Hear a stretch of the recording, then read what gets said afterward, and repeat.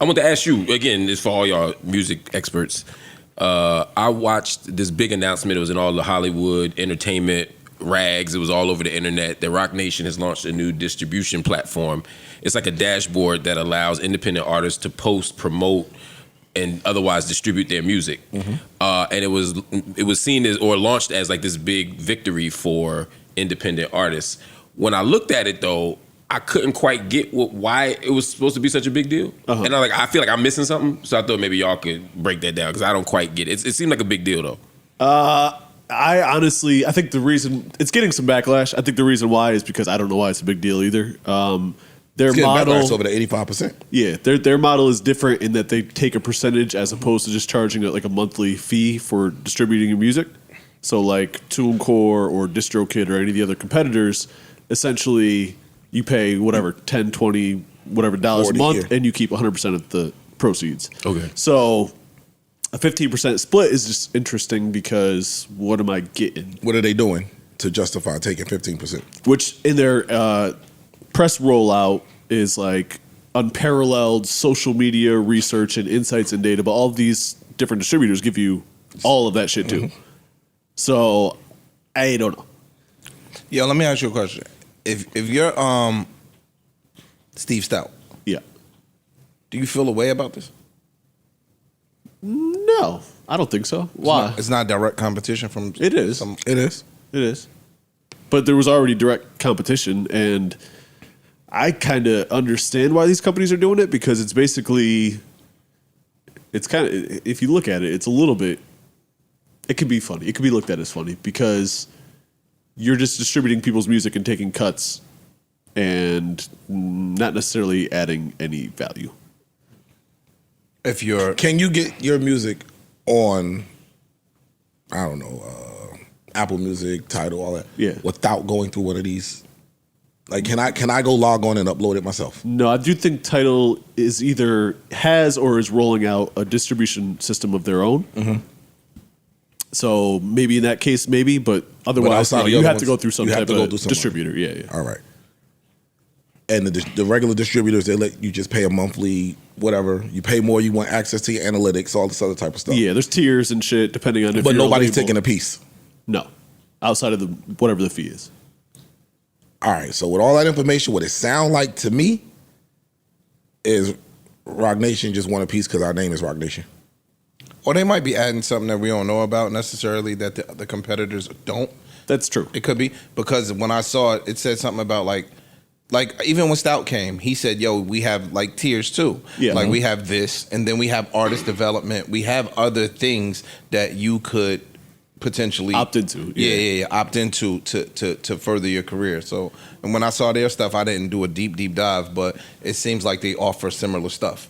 They seem to, from their press release, which in my opinion was probably a poorly written press release, they didn't give much information about what they're offering for that 15%, which I think is where some of the backlash is coming in.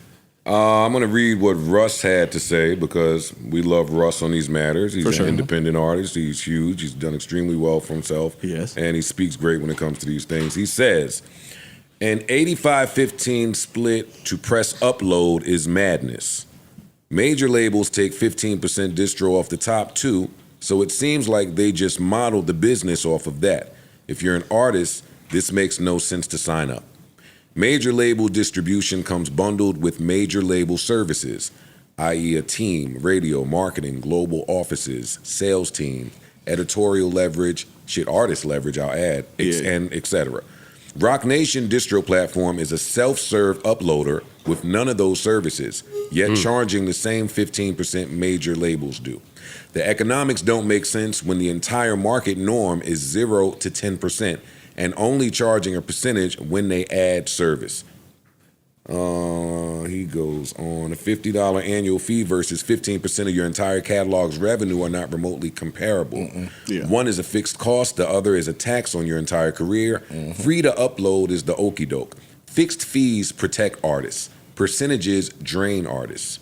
If you make even $1,000 a year, 15%, $150, you've already paid damn near 3 times the cost of any flat fee distributor. Yeah. Wow. Yeah, he's dead on with that. nailed it. The only thing I would say in that is some of that is everybody doesn't have access to a major label distribution system. So he's right, but also like comparing it to a major label distribution system is not necessarily fair because everybody ain't getting signed to a major label distribution system.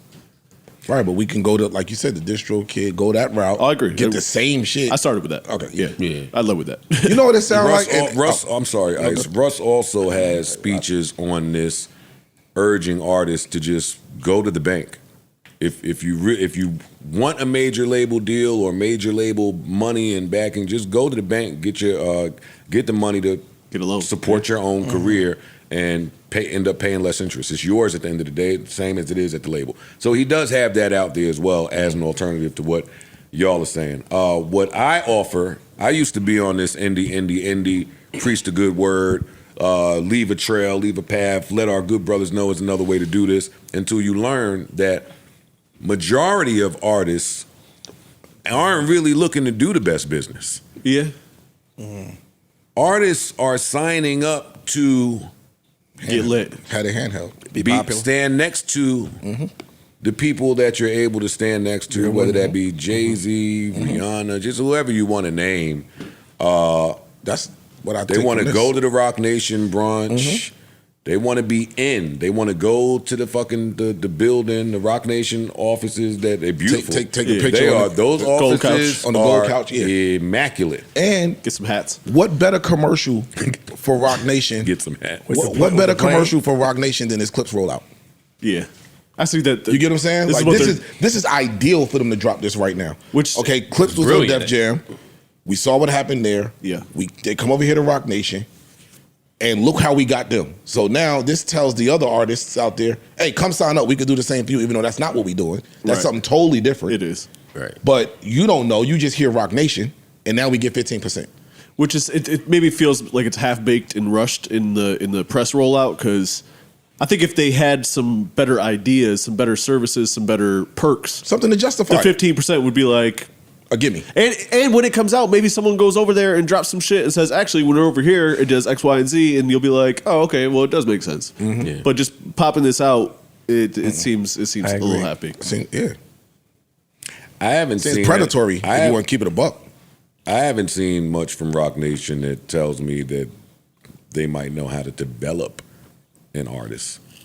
Like, actually, that's one of my beefs with Roc Nation is that some of my favorite musicians are over there, and Dixon is over there.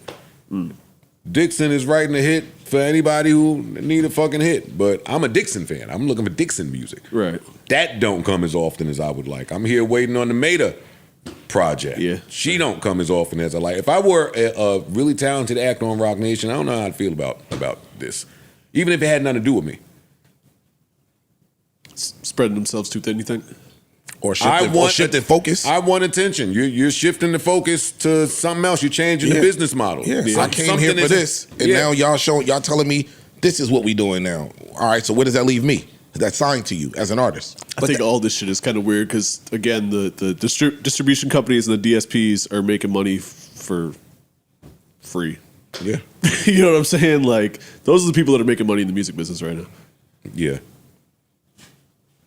Again, if something comes out that I'm missing, I'll be open minded. Yeah, I'll be open minded. I'll check it out. I'm But sure it will. I'm sure it'll be fluid. I'm sure some of this backlash that they're receiving will be heard and adjusted. Yeah. niggas want to be seen, not paid, man. That is a fact. Yeah. Niggas don't want That to is be a fact. paid. That's since the beginning of the time, though. That's not nothing new. What They don't Vince care about Staples, good business. Vince, when he was up here before, told us. Like, they'll pay you in the look. I don't And know for if some I niggas, agree that's with good that. enough. Since the beginning of time. Well, I got here in the 80s. Yeah, but even since the 80s, it was niggas that took fame over money. Who? Mad niggas. I ain't getting into all of that, but He's not wrong. mad people, Joe. People want bit. How do you think all these How you think horrible stories about music business How you think practices? they market it? They market women, they market clothes, they market jewelry, they market cars, and niggas sign up for that. They don't necessarily sign up for the financial windfall that's gonna come from being in the music business. They think that is the money, though. They think that It's the currency. car, yeah. It's currency. It's image. It's currency. All right, we'll get back to that. I don't know if I all the way agree, but we'll fight about it. There have later. been savvy people as well, but the majority, I agree with Ish on this. I don't know though. I mean, I agree with you too. And sometimes it's a good bet, by the way. Sometimes banking on the fame and you parlay that into some other shit. Actually, no. Hell no. But it would be irresponsible for me to let y'all kick that. Hold up. Go ahead. This is the first time in history where all of the information has been laid out on a table and people are actively choosing. That's fair. That's fair. I think that's what I was about to say. That's fair. That's what my trouble with But what that you're saying. information ain't new. There have been artists that have been complaining and informing people and schooling people now for over a decade. But it wasn't There's that more accessible. information Yeah, about I'm not it. saying if it was or it wasn't. What I'm saying is the information was out there that niggas was getting fucked in their deals, and y'all niggas need to start reading y'all contracts, and y'all niggas shouldn't use their lawyer, and y'all shouldn't do all of these things. I'm not in the music business, and I've been privy to know hearing that, those yeah. conversations. I think all of what you're saying was part of artist discovery in the 80s. When Big Daddy Kane signed a bad deal, I don't think he had any knowledge of why it was a bad deal or what he was getting himself into. The same with De La Soul, the same with all of those. Talking about 40 years ago, man. Well, you said at the talking beginning of the time. I'm saying people were We go taking... to the 90s. Niggas knew they was signing bad deals. Some cats knew they was Yeah, but signing bad that deals in doesn't. the 90s. But that's not the same as saying It signed very them. different. It That's not ran the to sa- sign them.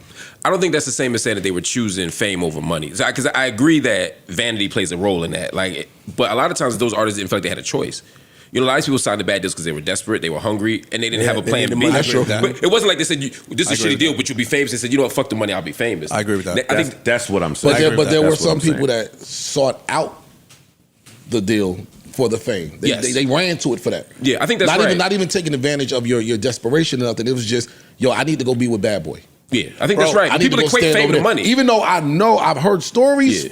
what happens over there, I'm still running over there because that's that. We had Kiss's dad up here. I think that's right. Yeah, I saw that We had episode. Kiss's That's dad what I up was here. talking about when I said bad And deal. Kiss's dad said basically they were juvenile, well, they were minors. Minors. Mhm. And all of their parents got together in a collective and went to entertainment attorneys. And the entertainment attorneys told them that these are the worst contracts that we've ever seen.